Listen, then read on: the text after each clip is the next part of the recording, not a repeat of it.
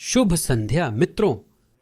तो आज हम आपके साथ जानेंगे कि हमारे हाथ उंगलियां क्यों सुन्न हो जाती हैं। इसका कारण क्या है। कई लोग मानते हैं कि सुन्नपन रक्त संचार में गड़बड़ी के कारण होता है, लेकिन वास्तव में यह इसलिए होता है क्योंकि नस दब जाती है। अक्सर यह इसलिए होता है क्योंकि नस दब जाती है। यहाँ आप देख सकते हैं कि लाल रंग में नस को दिखाया गया है। वास्तव में नस लाल नहीं होती, यह सिर्फ आपको दिखाने के लिए है। नस पीले रंग की होती है, लेकिन यहाँ लाल रंग में दिखाया गया है ताकि आपको स्पष्ट रूप से दिख सके। यहाँ छोटी छाती की मांसपेशी है जो बड़ी छाती की मांसपेशी के नीचे होती है, और इसी मांसपेशी के नीचे नसों का समूह होता है जो गर्दन की हड्डियों के बीच से निकलता है। गर्दन का जाल यानी ये नसें आपस में जुड़ती हैं और स्केलिन मांसपेशी के बीच से गुजरती हैं। यहाँ वे सामने, बीच और पीछे की स्केलिन मांसपेशी के बीच होती हैं। यह जाल आगे बढ़ता है और छोटी छाती की मांसपेशी के नीचे से होकर गुजरता है और फिर हाथ में जाता है।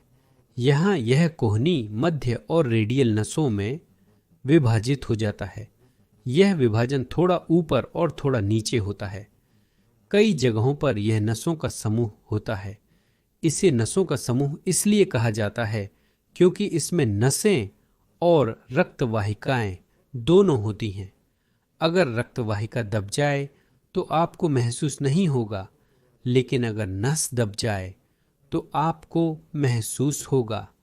धमनियों को दबाना बहुत मुश्किल होता है, लेकिन अगर नस दब जाए तो आपका हाथ नीला हो सकता है।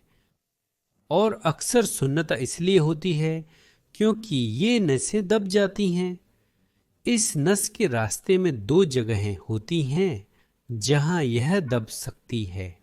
यह रीढ़ की हड्डियों के छिद्रों से निकलकर स्केलिन मांसपेशियों के बीच होता है। दूसरा सबसे आम जगह छोटी छाती की मांसपेशी है, और तीसरा अक्सर कोहनी की नस छोटे ट्राइसेप्स के कारण दब जाती है।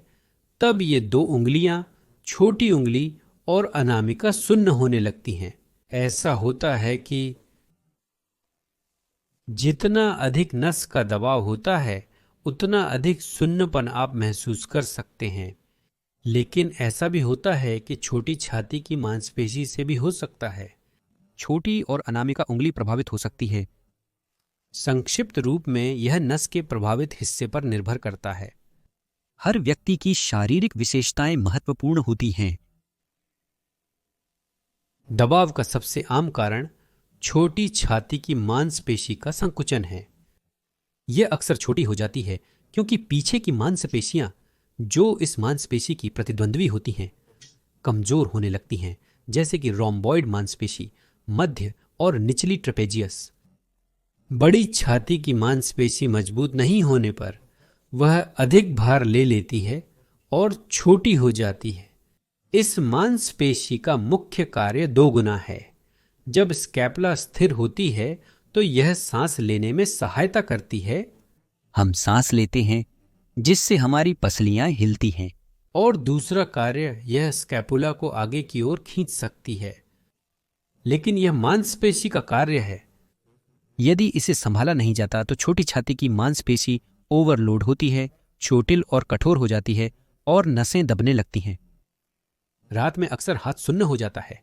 यह स्थिति पर निर्भर करता है। जब उदाहरण के लिए व्यक्ति सिर के पीछे हाथ रखता है, हाथ उठाता है, तो उंगलियां को भी सुन्न हो सकती हैं, पूरी कलाई। तो इसके साथ क्या करना चाहिए? पहली और सबसे सरल बात यह है कि छोटी छाती की मांसपेशी को खींचने की कोशिश करें। इससे इस खिंचाव के स्पैज्म को दूर किया जा सकता है। इसके लिए कई विकल्प हो सकते हैं। आप इसे दरवाजे के फ्रेम में कर सकते हैं। इसके लिए दरवाजा खोलना होगा। इस तरह खड़े हो जाएं, अपना हाथ रखें और यहाँ या तो आप आगे कदम बढ़ाएं। यहाँ आपको इसमें खिंचाव महसूस होगा, या आप इस तरफ मुड़ सकते हैं, तब भी आपको खिंचाव महसूस होगा। आप यहाँ हाथ को थोड़ा नीचे या ऊपर करके सबसे अधिक खिंचाव महसूस होने वाली स्थिति खोज सकते हैं। एक तरफ दूसरी तरफ कोशिश करें। आप एक साथ दो को खींचने की कोशिश कर सकते हैं और आगे बढ़ें एक हाथ से। व्यायाम के दौरान भी सुन्नता का अनुभव हो सकता है। तब आप व्यायाम बंद कर देते हैं, सुन्नता आ गई है, हाथ को नीचे कर देते हैं, इंतजार करते हैं जब तक यह खत्म हो जाए, फिर जारी रखते हैं या इस समय दूसरे हाथ पर करते हैं। अगर वे कम हैं तो बेहतर है कि आप खींचना शुरू करें। खींचें और थोड़ा आराम दें, खींचें और थोड़ा आराम दें। मांसपेशियों को खींचें ताकि नस और अधिक क्षतिग्रस्त न हो, क्योंकि अगर आप लगातार खिंचाव बनाए रखते हैं तो मांसपेशियां खिंच जाती हैं और नस दब जाती है। यह भी अच्छा नहीं है। अगर वे कम हैं तो यह बताता है कि इनर्वेशन पहले से ही बाधित है। यह किसी स्थिति में नहीं होता है, बल्कि लगातार होता है। यह अक्सर तब होता है जब नस की माइलिन शीट पहले से ही पतली हो जाती है या पूरी तरह से गायब हो जाती है।